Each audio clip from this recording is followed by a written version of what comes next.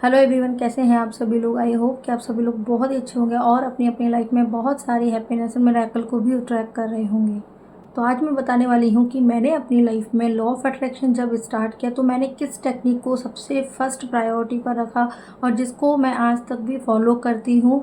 तो क्या आप जानना चाहेंगे कि मैंने सबसे पहले लॉ ऑफ अट्रैक्शन में किस चीज़ को पहले प्रायोरिटी पे रखा और किसको मैंने आज तक यूज़ करती आ रही हूँ। ऐसी कौन सी वो टेक्निक है, क्या आप भी जानना चाहते हैं कि ऐसी कौन सी वो टेक्निक है जिसको मैं आज तक भी करना नहीं भूलती और ना ही मैं उसको छोड़ना चाहती हूँ, क्योंकि जिस चीज़ से हमारी लाइफ में इतने बड़े बड़े मैजिक मिरेकल्स हुए तो उसको कैसे भूला जा सकता है। मेरी लाइफ का एक्सपीरियंस और जो मैंने देखा अभी तक, मैंने जो अभी तक एक्सपीरियंस किया है ना, तो मुझे ये समझ में आया कि लॉ ऑफ अट्रैक्शन मोस्टली उन्हीं लोगों की लाइफ में क्यों आता है जो बहुत ज़्यादा प्रॉब्लम में होते हैं, कहीं ना कहीं स्टक होते हैं, लाइफ उनकी पूरी तरीके से ख़त्म होने वाली होती है या उनकी लाइफ में इतने बड़े बड़े चैलेंजेस होते हैं कि उनको कुछ समझ ही नहीं आता सिवाय अपनी लाइफ को हार्म करने के अलावा, और वो बहुत ज़्यादा चैलेंजिंग सिचुएशन में होते हैं और उनके साथ डिप्रेशन, एंजाइटी, ऐसी चीज़ें, बहुत सारी चीज़ें होती हैं। तब कहीं से यूट्यूब के थ्रू, किसी फ्रेंड के बताने पर, किसी बुक के थ्रू, कहीं से भी उनको लॉ ऑफ अट्रैक्शन मिलता है जाने अनजाने में। अब ये तो हमें पता है कि हम कभी भी इसको यूज़ ही कर रहे हैं अपने हर पल में। जब बुरा समय तब भी हम इसका इस्तेमाल कर रहे हैं, जब अच्छा समय है तब भी हम इसका इस्तेमाल कर रहे हैं। बट हम अवेयर हो जाते हैं जब हमें पता चल जाता है कि इसको किस तरीके से हमें इम्प्लीमेंट करना है अपनी लाइफ में। तो मैं आपको बताने जा रही थी कि मेरी लाइफ में सबसे पहले मैंने क्या चीज़ फॉलो की थी। तो अगर आप मेरे जो वीडियोस हैं उनमें अगर लास्ट स्टार्टिंग से जाना शुरू करेंगे, जो 2-2.5 साल पहले का वीडियो होगा, तो जब मैंने स्टार्टिंग की थी तो सबसे पहले मैंने एक बनाया था एस्ट्रोलॉजी का वीडियो, क्योंकि मैंने अपना चैनल शुरू किया था एस्ट्रोलॉजी के लिए और मैंने डाला था उसमें एस्ट्रो शालिनी नाम से अपना चैनल स्टार्ट किया था। क्योंकि मुझे घर में सब बोल रहे थे कि तुम अच्छी कुंडली प्रेडिक्शन कर लेती हो, लोगों की जो बताती हो वो सच हो जाती है। तो मुझे ये बोला गया कि आप है ना एस्ट्रोलॉजी के वीडियोस डालो। तो मैंने जो मेरा फर्स्ट वीडियो वो एस्ट्रोलॉजी लॉ ऑफ वो एस्ट्रोलॉजी के ऊपर ही है। एक बार आप जा कर के देखेंगे जो मेरा फर्स्ट वीडियो है। तो मैंने सोचा था कि मैं एस्ट्रोलॉजी के वीडियोस डालना शुरू करूँगी, एस्ट्रोलॉजी के वीडियोस अपलोड करूँगी। तो मैंने वहाँ पर नाम दिया था एस्ट्रो शालिनी करके। फिर मैंने देखा कि मुझसे एस्ट्रोलॉजी के वीडियो नहीं बन पा रहे हैं और जो चीज़ें चाहिए होती हैं एस्ट्रोलॉजी के लिए वो मैं नहीं बना पा रही थी, क्योंकि मेरी लाइफ में सबसे ज़्यादा इम्पैक्टफुल, सबसे ज़्यादा पॉजिटिव चीज़ अगर आई थी तो वो थी लॉ ऑफ अट्रैक्शन। तो जब मेरी लाइफ में लॉ ऑफ अट्रैक्शन आया तो मुझे फिर ये अपने आप ही चीज़ें होती गई, अपने आप ही चीज़ें। वीडियो रिकॉर्ड करने के लिए कोई स्क्रिप्ट नहीं करती थी मैं, जो मुझे समझ में आ जाता था वो मैं बनाने लग जाती। करते करते मैंने वीडियो बनाया, तो एस्ट्रोलॉजी का जो पहला वीडियो बनाया, फिर कुछ 2-4 वीडियो बनाए होंगे मैंने किसी फेस्टिवल के ऊपर, एस्ट्रोलॉजी रेमेडीज़ के ऊपर, और कुछ कुछ बनाती गई। शॉर्ट्स भी बनाए मैंने ग्रहों के ऊपर। बट एक दिन ऐसा है कि नहीं, बस मेरा मन ही नहीं किया कि नहीं, मुझे एस्ट्रोलॉजी के वीडियोज़ नहीं बनाने हैं, मुझे तो लॉ ऑफ अट्रैक्शन में ही मज़ा आ रहा है।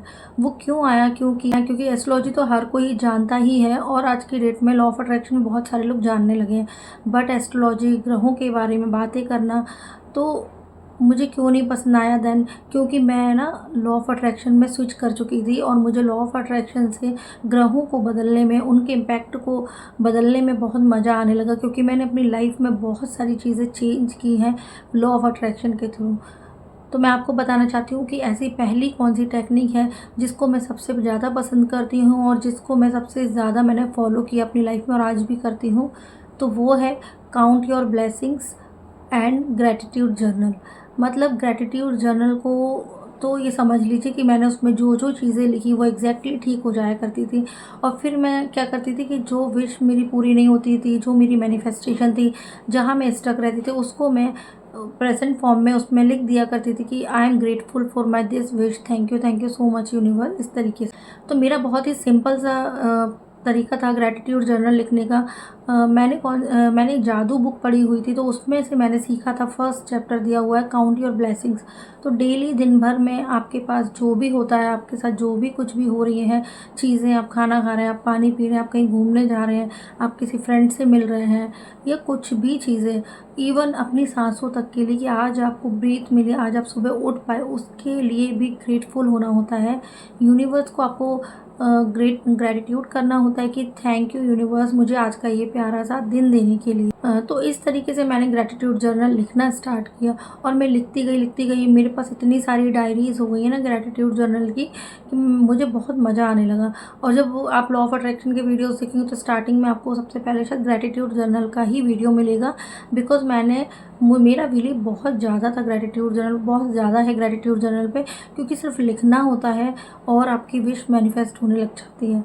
तो ऐसे ऐसे करके मैंने काफ़ी सारी चीज़ें उससे मैनिफेस्ट की, रिश्ते अच्छे किए, जो चीज़ें मुझे चाहिए थी तो उसके लिए मैं लिखा करती थी प्रेजेंट में, तो वो चीज़ सच हो जाया करती थी। तो मेरा ट्रस्ट और भी ज़्यादा बढ़ता गया। तो मैं कैसे लिखा करती थी मैं वो भी बताना चाहूँगी इस वीडियो से, जिससे आप लोगों को भी बहुत ज़्यादा हेल्प मिलेगी। तो मैंने कैसे स्टार्ट किया था लिखना, सबसे पहले तो मैं अपनी हेल्थ के लिए ही लिखती थी कि I am grateful for my health, because मैं पूरी तरीके से हेल्दी हूँ, आई एम परफेक्टली हेल्दी। इस तरीके से thank you so much universe.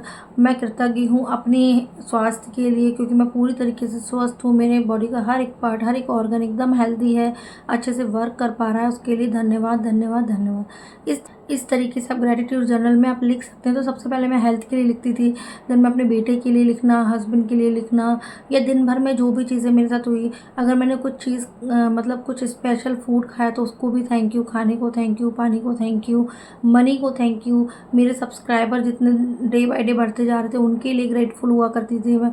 तो इस तरीके से मैंने अपनी ग्रेटिट्यूड जर्नल की स्टार्टिंग की और मुझे बेहतरीन रिजल्ट मिले। और देखिए, जब आप दुख में होते हैं, जब आप परेशानी में होते हैं, तो उस टाइम पर क्या करते हैं, काउंट योर ब्लेसिंग्स की जगह पर आप काउंट योर दुख कर रहे होते हैं, सॉरोज जिसकी वजह से आप दुखी हैं, वो चीज़ें आप कर रहे होते हैं। आपका ध्यान सिर्फ कहाँ होता है कि मेरे पास ये नहीं है, मेरे पास वो नहीं है। तो जब इनसे दूर हट के जब आप काउंट योर ब्लेसिंग्स करते हैं, जो यूनिवर्स ने आपको आज दिया है, जो आपके पास है, उसके लिए जब ग्रेटिट्यूड करते हैं ना, तो यूनिवर्स भी बहुत खुश होता है कि मैंने इसको इतना दिया, इसके लिए कितनी ग्रेटफुल है, कितनी खुश है, तो चलो इसको और भर भर के दिया जाए। क्योंकि जब आप अंदर से भरपूरता में होते हैं, अबंडेंस में होते हैं, बहुत खुश होते हैं, तो यूनिवर्स ऐसे ही लोगों को देना शुरू कर देते हैं और उनमें से आप भी एक बन सकते हैं। तो मेरी आप सभी को यही सलाह रहेगी कि आप सबसे पहले अपनी लाइफ में ग्रेटिट्यूड जर्नल को फर्स्ट प्रायोरिटी पर रखिए और फिर आप देखिए अपनी लाइफ में मैजिक होते हुए। क्योंकि मैंने जो लिखा था, जैसे 8 पॉइंट्स में लिखती थी कि जो मेरे पास दिन भर में भी हुआ, मैं कहीं गई भी तो जो मैंने कन्वेंस था या ऑटो था या कैब था, उसको जो मैंने मनी दी उसके लिए थैंक यू करती थी, या कहीं पर भी मैंने हेयर कट भी कराया तो उसके लिए थैंक यू, अगर मैंने कुछ खाया तो उसके लिए थैंक यू, कोई मेरे घर पर आया उसके लिए थैंक यू। ऐसे करके आप कुछ भी चीज़ें जब आप काउंट करने बैठेंगे तो 10 से ज़्यादा पॉइंट आपको निकल के आएंगे आपके सामने, और आपको लिखते टाइम इतनी अच्छी फीलिंग आती है। मैं रेड कलर के पेन से लिखती हूँ और मैं रात को सोने के पहले वाला टाइम प्रेफर करती हूँ। सोने के पहले वाले टाइम पर ग्रेटिट्यूड ग्रेटिट्यूड लिख करके सो जाओ, फिर नींद भी बहुत अच्छी आने लगेगी आपको। तो आप भी ये करके देखिए। अब आप ये बोलेंगे कब तक लिखना है, जब तक आपका दिल करे। ग्रेटिट्यूड जर्नल तो आप लाइफ टाइम लिख सकते हैं, बस वो 9 और 10 नंबर का जो पॉइंट है ना, उसको आप रिप्लेस कर सकते हैं 21 डेज़ के बाद। आई होप कि आपको ये वीडियो पसंद आया होगा और आपको मेरी जर्नी में सबसे पहली जो टेक्निक है, सबसे प्यारी, वो आपको आज पता चली कि मैं सबसे ज़्यादा ग्रेटिट्यूड जर्नल पर फोकस करती हूँ, काउंट योर ब्लेसिंग्स पर फोकस करती हूँ। तो आप भी करिए और अपनी लाइफ में होते हुए मैजिक को होता हुआ देखिए। Thank you so much. God bless you all.